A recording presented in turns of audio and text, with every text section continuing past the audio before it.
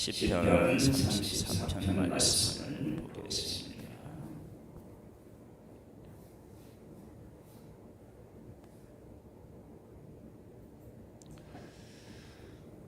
시편 33편은 이런 제목이 있습니다. 다윗이 아비멜렉 앞에서 미친 채 하다가 쫓겨나서 지은 시. 어떤 상황에서 이런 일이 있었느냐, 그 배경을 우리가 먼저 알아볼 필요가 있습니다. 이 말씀은 사무엘상 21장을 보면요, 다윗이 사울에게 피하다가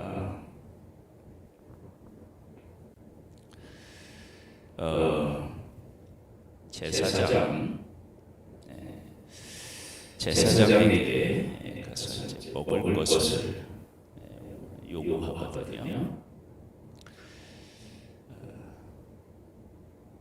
그러다가 이제 사울에게 쫓기다가 사울이 두려워서 도망다니는 중에 이제 제사장에게 가서 진설명령을 하고요. 그 다음에 골리앗의 칼을 또 얻습니다. 그런 와중에 다윗이 사울이 두려워서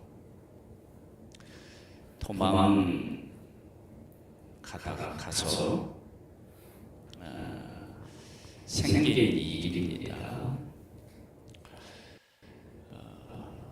사울을 두려워하고 또 하나님의 은혜로 떡도 얻고 칼도 얻었는데, 그러함에도 불구하고 다윗이 두려워서 도망가는데 그의 신하들이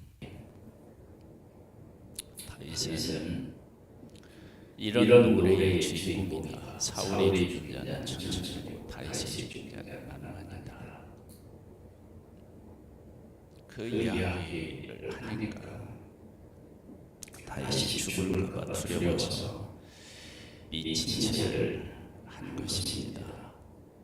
그런 상황에서 미친 채를 하고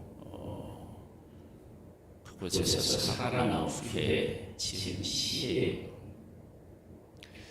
보겠습니다. 내가 여호와를 항상 송축하며 내 입술로 항상 주를 찬양하리이다. 내 영혼이 여호와를 자랑하리니 곤고한 자가 이를 듣고 기뻐하리이다. 나와 함께 여호와를 광대하시다 하며 함께 그의 이름을 높이세. 내가 여호와께 간구하며 내게 응답하시고 내 모든 두려움에서 나를 건지셨도다. 그들이 주를 앙망하고 광채를 내었으니 그들의 얼굴은 부끄럽지 아니하리로다. 이 곤고한 자가 부르짖음에 여호와께서 들으시고 그의 모든 환난에서 구원하셨도다. 저는 이 찬양을 보면서 두 가지 질문이 들어요. 하나는 다윗이 하나님의 보호하심, 하나님의 인도하심에 대해서 확신하지 못하고 두려움 때문에 이게 블레셋을 피했다. 이것은 그렇게 해서 이런 어려움을 겪었다. 그러면 1차적으로 어떤 반응이 남아야 되느냐? 그러면 저는 회개가 남아야 되는 것이 아닌가라고 하는 생각이 드는데, 그런 것을 전혀 찾아볼 수가 없어요. 그리고 두 번째, 미친 채 하고 살았는데 전혀 거기에 대한, 그러니까 내가 미친 짓 하면서 이렇게 내가 살아야 되느냐라고 하는 그러한 회의, 하나님에 대한 원망, 이런 게 또 하나도 없어요.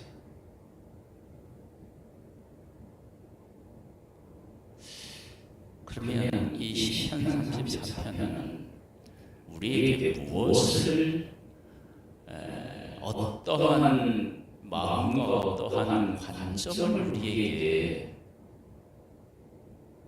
우리가 갖기를 원하나, 그걸 고민하지 않을 수가 없어요. 제가 1차적으로 봤을 때는 회개가 있어야 되고요, 한편으로는 원망, 불평이 있어야 되거든요. 근데 그것이 하나도 없었어요. 그럼 이게 뭐냐 도대체? 그래서 이제 이런 질문을 하면서 성경에 있는 일들을 이렇게 우리가 이제 생각해 보면, 한번 예를 들어보면요, 누가복음 15장에 잃은 것에 대한 세 가지가 나옵니다. 잃은 양, 잃은 드라크마, 잃은 아들. 잃은 아들은 보통 탕자의 비유 그러는데요. 탕자가 아버지의 것을 가지고 와서 허랑방탕하고 먹을 것쯤 얻었으면 좋겠다라고 하는 마음으로 아버지에게 왔어요. 그렇게 아버지에게 왔을 때 아버지는 지난날의 모든 것들을 하나도 묻지 않고 그를 아들로서 받아주고, 그에게 최고 좋은 것을, 최고 좋은 것을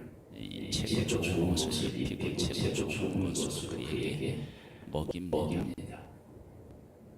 자, 그렇게 했을 때 이 둘째 아들이 다윗처럼 아버지에 대해서 노래한다면 어떤 노래를 할 때 아버지가 가장 기쁠까요? 회개에 대한 노래를 해야 할까요? 아니면 그 아버지에 대한 사랑을 노래해야 할까요? 뭘 좋아할까요? 아버지가.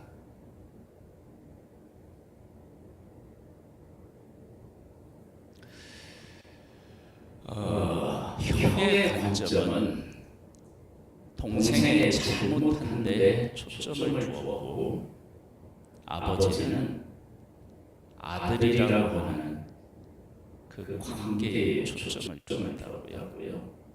그러면 이 둘째 아들이 아버지에게 감사한 마음이 있어서 내가 감사를 표현한다 그러면 아들로서의 감사를 표현해야 되겠죠. 그리고 또 한 사람의 예를 들자면, 아브라함의 세례를 보면 아브라함이 잘못 판단하거나 실수하거나 이런 일들이 여러 번 있어요. 그런데 하나님께서 그 아브라함이 가지고 있는 이 믿음을 칭찬하셔요. 그때 아브라함이 하나님을 노래한다면 자기의 부족함을 노래해야 되나요? 하나님의 위대하신 찬양해야 돼요. 그런 관점으로 시편 34편을 보면 조금 이해할 수 있을 것 같아요. 그러니까 하나님이 다윗을 택하시고 기름 부어서 이스라엘 왕으로 삼으셨어요. 그가 하나님의 기름 부음을 소중히 여기고 귀중히 여기는 그런 신앙 고백으로 도망다니고, 그러다가 지금 블레셋에 피해서 미친 제사를 하다가 구원을 받았어요. 이때 다윗이 어떤 하나님에 대한 묵상을 하냐면 위대한 하나님에 대한 묵상을 해요. 다시 한번 1절부터 한번 읽어볼게요. 내가 여호와를 항상 송축하며 내 입술로 항상 주를 찬양하리이다. 내 영혼이 여호와를 찬양하리니 곤고한 자들이 이를 듣고 기뻐하리이다. 나와 함께 여호와를 광대하시다 하며 함께 그의 이름을 높이세. 내가 여호와께 간구하매 내게 응답하시고 내 모든 두려움에서 나를 건지셨도다. 이 주를 악망하고 광채를 내었으니 그들의 얼굴을 부끄럽지 아니하리로다. 이 곤고한 자가 부르짖음에 여호와께서 들으시고 그의 모든 환난에서 구원하셨도다. 여호와의 정상한 주를 경외하는 자를 불러 진치고 그들을 건지시는도다. 너희는 여호와의 선하심을 맛보아 알지어다. 그에게 피하는 자는 복이 있도다. 너희 손으로 돌아 여호와를 경외하라. 그를 경외하는 자에게는 부족함이 없도다. 젊은 사자는 궁핍하여 줄일지라도 여호와를 찾는 자는 모든 좋은 것에 부족함이 없으리로다. 너희 자녀들아 와서 내 말을 들으라. 내가 여호와를 경외하는 법을 너희에게 가르치리로다. 생명을 사모하고 연수를 사랑하여 복받기를 원하는 사람이 누구뇨? 그 혀를 악에서 금하며 그 입술을 거짓말에서 금할지어다. 악을 버리고 선을 행하며 화평을 찾아 따를지어다. 여호와의 눈은 의인을 향하시고 그의 귀는 그들의 부르짖음에 기울이시는 도다. 여호와의 얼굴은 악을 행하는 자를 향하사 그들의 잔치를 땅에서 끊으려 하시는도다. 의인이 부르짖음에 여호와께서 들으시고 그들의 모든 환난에서 건지셨도다. 여호와는 마음이 상한 자를 가까이 하시고 충심으로 등하는 자를 구원하시는도다. 의인은 하나님하나 여호와께서 그의 모든 고난에서 건지시는도다. 그의 모든 뼈를 보호하시며 그 중에서 하나도 꺾이지 아니하도다. 악이 악인을 죽일 것이라. 의인을 미워하는 자는 벌을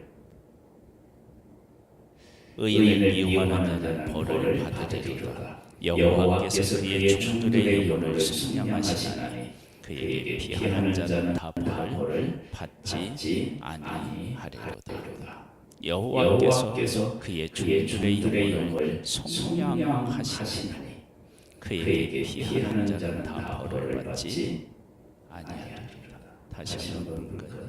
여호와께서 그의 종들의 영혼을 속량하시나니 그에게 피하는 자는 다 벌을 받지 아니하리로다. 우리가 잘못했을 때 하나님 앞에 회개할 수 있습니다. 하나님의 보호와 인도를 전적으로 의지하지 못해서 인간적인 생각에 들어서 그래서 문제를 일으킬 수 있습니다. 다윗이 그랬습니다. 다윗이 사울을 두려워합니다. 그래서 피합니다. 다윗의 손에는 골리앗이 가지고 있었던 칼이 쥐어졌습니다. 이 칼이 다윗의 두려움을 없앤 것이 아닙니다. 가지고 있는데도 여전히 두려워합니다.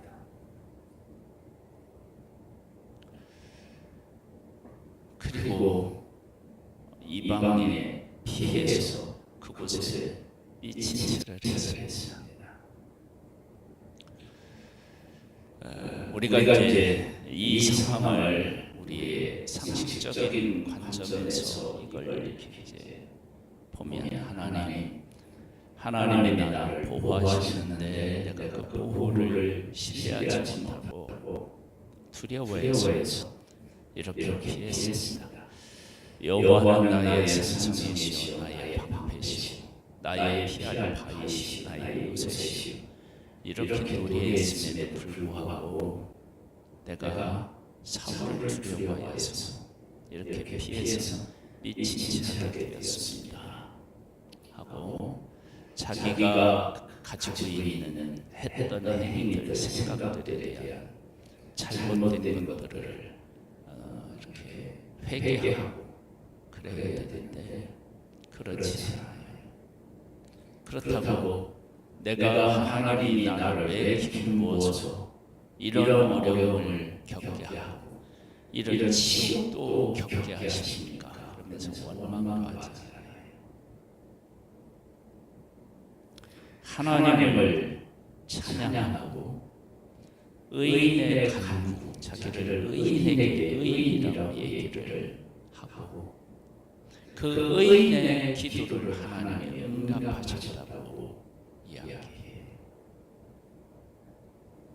이 시편 34편을 여러 번 읽어보고 우리가 하나님을 믿고 하나님을 섬기고 하나님께서 하시는 일 가운데 있으면서 인간적인 그런 생각과 마음이 들어서 어떤 어려움에 처해 있다 그러면 그 문제를 회개의 차원도 아니고 원망의 차원도 아니고 하나님의 관점, 즉 둘째 아들을 아버지가 보고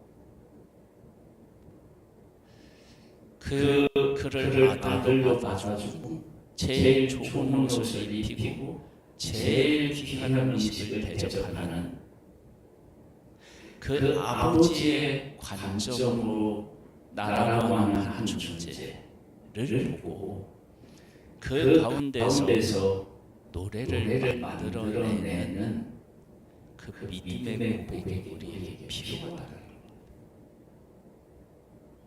아버지, 내가 아버지의 것을 다 가져가고 이렇게 제가 거지가 되어서 왔습니다. 이게 아니고 나는 아버지의 아들이었구나. 나는 아버지의 사랑을 항상 받는 존재였구나. 나는 언제든지 아버지에게로 갈 수 있는 그 아버지가 계셨구나.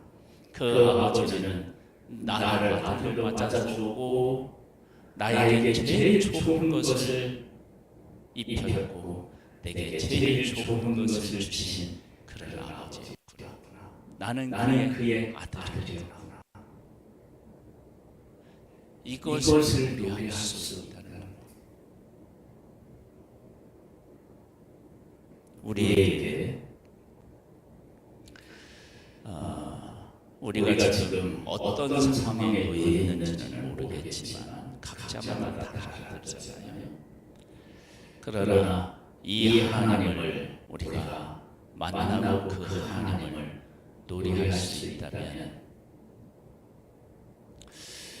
우리의 삶이 지금보다 더 우리의 삶이 감사와 찬양이 넘치고 우리의 영혼이 새롭게 힘을 얻고 소생할 수 있으리라 그렇게 생각합니다. 시편 34편을 묵상하고 하나님의 관점에서 내가 이 상황에서 어떠한 고백을 할 때 가장 기뻐하실까라고 하는 생각을 해보고 그 하나님 앞에서 나의 신앙을 고백하고 그 하나님을 찬양하는 복된 날이 될 수 있게 되기를 주님의 이름으로 축복합니다. 아버지 하나님, 다윗은 두려워서 블레셋에 피했고 그곳에서 미친 채를 해서 살아나옵니다. 다윗은 회개한 것도 아니고 그렇다고 원망한 것도 아니고 하나님의 위대하심을 찬양하고 자기가 하나님을 찾는 의인으로 그렇게 고백하며 시편 33편을 하나님을 그렇게 노래했습니다. 아버지 하나님, 우리에게 은혜를 베풀어 주셔서 하나님의 관점으로 보고 그 관점 안에서 노래할 줄 아는 그런 하나님의 사람이 되기를 소망합니다. 오늘 하루 그 하나님을 노래하는 복된 날이 되기를 원하고 예수님의 이름으로 기도드립니다. 아멘. 하늘에 계신 우리 아버지여, 이름이 거룩히 여김을 받으시며 나라의 임하옵시며 뜻이 하늘에서 이룬 것 같이 땅에서도